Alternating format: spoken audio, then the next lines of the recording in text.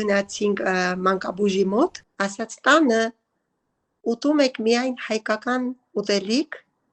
ձեր ազգային, ու խոսում եք միայն հայերեն։ Նա ասաց, որ դուք ինչքան էլ այստեղ ապրեք, դուք փոխել եք ձեր կլիմայական գոտին, բայց ձեր ոսկորները